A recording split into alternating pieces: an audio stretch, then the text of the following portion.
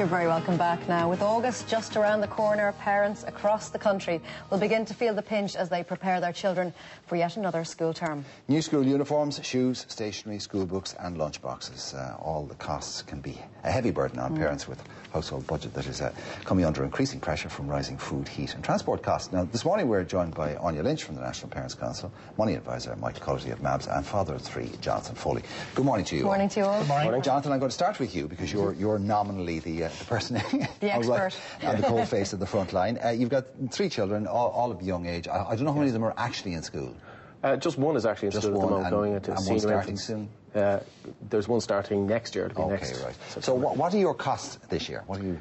The cost this year, I haven't actually put a final figure on it. We just recently spent €70 thereabouts on school books. We saved a lot of time actually by doing that, by ordering them online. On abcbooks.ie, but with the overall costs, you're probably looking at around, I think the figure that we were talking about earlier on was about €500 a year, and that would be about accurate between voluntary contributions towards the school, field trips. You probably go through a new school bag and a new lunchbox every year. As I say, there's the books on top of that as well, and then even if you wanted to drill down in terms of fuel getting to school, I don't know if Michael had considered things like that, you know, when you're talking about saving money. Well, I mean, the thing is that those costs probably haven't changed an enormous amount over the last couple of years. The problem is that most of us will have one or two or three in primary school or secondary school at the same time. But what has changed dramatically in the last year is the cost of everything else. So, you know, we can't control our mortgages, we can't control fuel costs. All we can do is control our household budgets. So they're being squeezed from just about every angle. And we're seeing that every day in the newspapers. So it is getting tough. It certainly is, yes, yeah. I mean, we've kind of employed some cost-cutting measures. We've shopped up north for some of the school uniforms and lunch boxes and bags and things like that. As I say, we shopped online for the books because... Did you know how much of a saving you made on that? On the online shopping for books. I think it probably worked out around the same as going to the shops, but we're both self-employed, so time is money. If you go to the shops, for us to get the three kids in the car, the pram, lug them around a bookshop, and you might not get all the books. We got all of them online delivered within 3 days.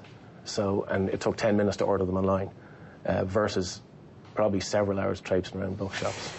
Okay, Anya, I've come to you.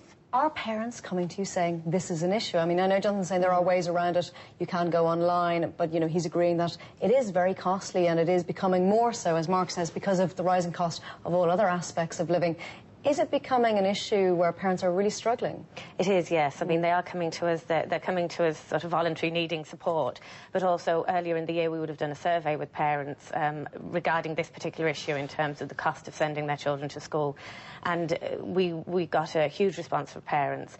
90% of parents said that they gave a voluntary contribution, and 45% of that 90% said the contribution didn't feel voluntary, that it wasn't anonymous and that they did feel under pressure to pay it. And I think that's significant as well in terms of what you're talking about, Mark, in terms of the things that are rising in price at the moment. They will be rising for schools as well, so heat, light, all the oil, everything will be rising for schools as well, and I think parents are concerned that those voluntary contributions are going to have to go up to meet those.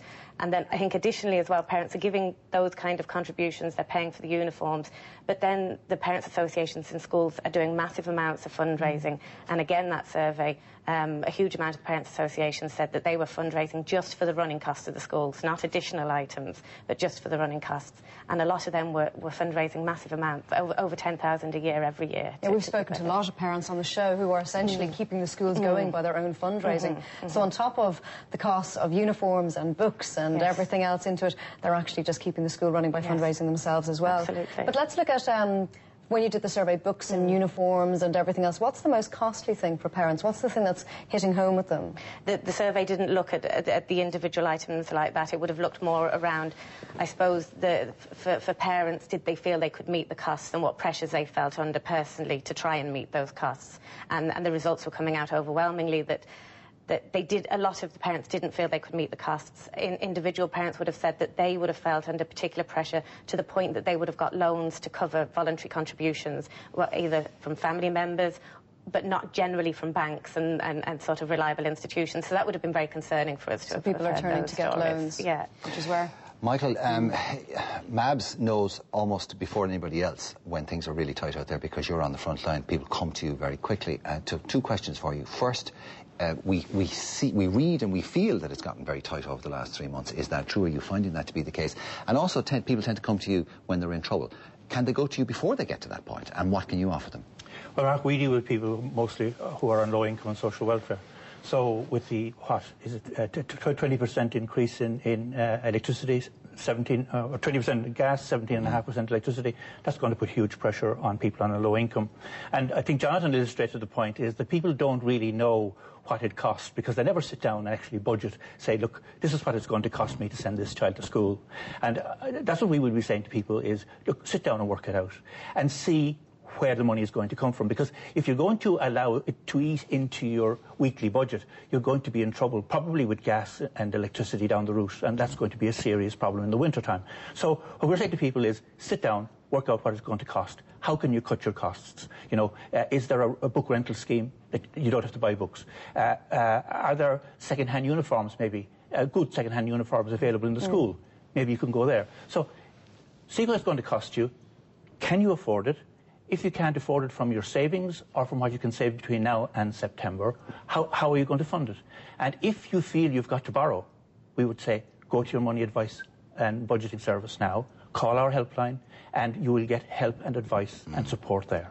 Do not go to the money lenders. Well, do not definitely go to the money lenders. Also, there is back to school clothing and a footwear allowance. Where do people go if they want to find out about that and get access to it? They go to their local health centre and talk to their community welfare officer, and that can be worth between €200 and €300, which is a lot of money. Which is a lot of money for a low income family. Which is possibly 50% of the cost of sending the child to school in the first place. Precisely that. Okay. Now, Jonathan, we're running out, so I want to finish off with you. You're in there, you're doing it.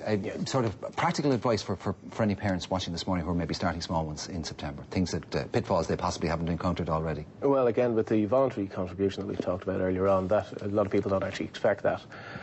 The uniform advice is very good advice. I think, in fact, last year we bought the school jumper with a crest on it that was slightly too large, so it'll work again this year.